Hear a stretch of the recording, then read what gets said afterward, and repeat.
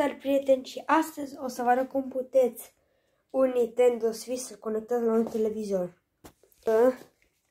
Luați telecomanda și porniți televizorul. Da? Apoi, mai departe, luați aici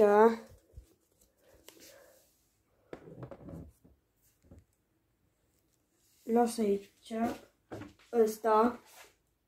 Și cum vedeți aici în spate îl deschideți și ce scrie HDMI out.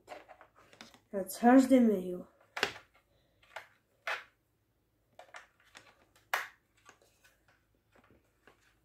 Păi luați cablu care îl încarcă Nintendo și îl băgați în adapter. Ceva adaptor, da? Să băgăm. Apoi luați cablul de la Nintendo Switch, la care încarcă, care v-am zis, și îl băgați într-o priză care vine mai aproape. Apoi aici aranjat, nu contează. Da? Apoi așteptăm aici să se încarce la televizor și luăm direct Nintendo Switch-ul, îl băgăm în ăsta. Deci apoi mergeți la televizor pe... Ce trebuie să așteptăm să pornim Nintendo Switch. Aici mi se descarcă tot timpul aplicație. Da, cum se vede? Așa.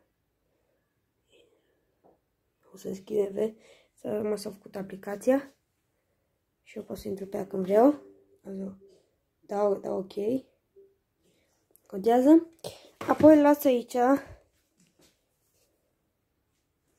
o manetă. Așa.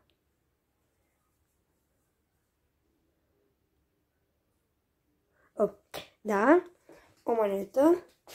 Și mai luăm încă una. Așa. Și dacă aveți, adică nu aveți, adică vă dă tot timpul o de asta în cutie. Cum vedeți aici, să punem pe camera. Am asta. Asta băgăm pe asta. Și asta pe asta. Vrem să se încarce. Punem moneta jos. Și asta e. Și atunci apare așa, chiar meniu. Păi, iei telecomanda și apeși pe A odată. Cum vedeți jocurile mele, știu SpongeBob să joacă sora mea, contează.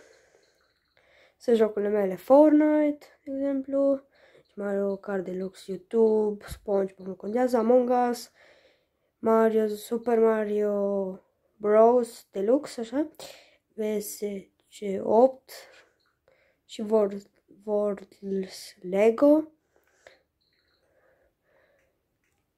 Da. Asta a fost videoul, prieteni. Nu uitați să dați like, subscribe și ne vedem în data viitoare. Pa!